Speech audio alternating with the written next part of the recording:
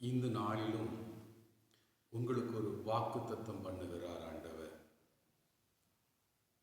ஏதோ ஒரு விதத்தில் என் வீட்டில் வறுமை போல் ஆகிவிட்டன, நானும் வேலை செய்யணும், நானும் ஒரு நல்ல ஒரு நிலைமைக்கு வரணும்னு சொல்லி எதிர்பார்க்குறீங்கள.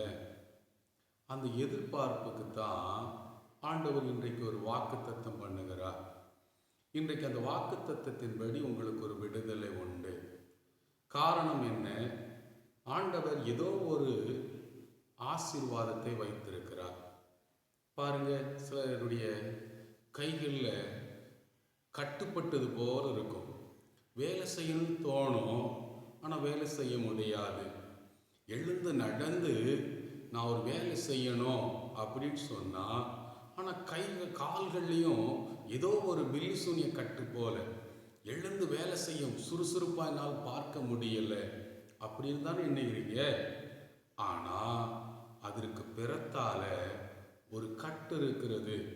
அதனால தான் உங்களை என்ன செய்து முடக்கி விடுகிறது.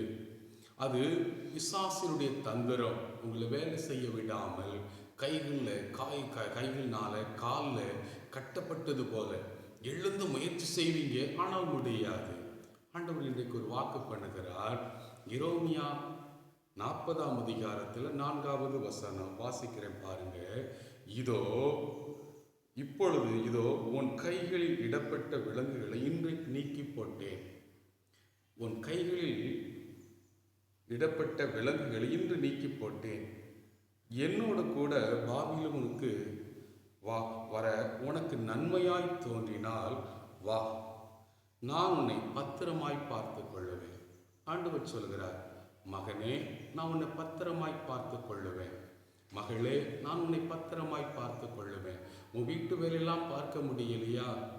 அந்த வீட்டு வேலையெல்லாம் பார்க்க விடாதபடி உங்களுக்கு அந்த உங்களுக்கு பிறத்தால இருந்து கிரியை செய்கிற பொல்லாத சாத்தான், அதுதான் உங்கள் கைகளில் காலில் கட்டுப்பட்டது போல இருக்கிற அந்த கட்டுகளை இன்று நான் நீக்கி போட்டேன்.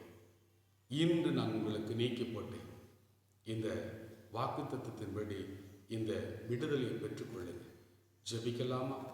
அன்புள்ள ஆண்டவரே, ஏதோ ஒரு விதத்தில் எங்களால் உழைப்பதற்கு எங்களுக்கு பலன் இல்லை. என் சரீரத்தை பூரா கட்டி வைத்திருக்கிறது. எழுந்து நான் ஜெபிக்கணும், நான் வேலை செய்யணும்னு நினைக்கிறேன், ஆனால் என்னால் முடியலை அப்படி எண்ணுகிற ஒவ்வொருவருக்கும் ஆண்டவர் இன்று உங்கள் கால்களில், உங்கள் கைகளில், உங்கள் சரீரத்தில் இருக்கிற அந்த கட்டுகளை நீக்கி போட்டேன். இன்று நான் உங்களை நீக்கி போட்டேன். கர்த்தர் உங்களுக்கு விடுதலை கொடுத்து விட்டார். தேவனை நீங்கள் மகிமைப்படுத்துங்கள். ஆண்டவர் உங்களை ஆசீர்வதிப்பார்.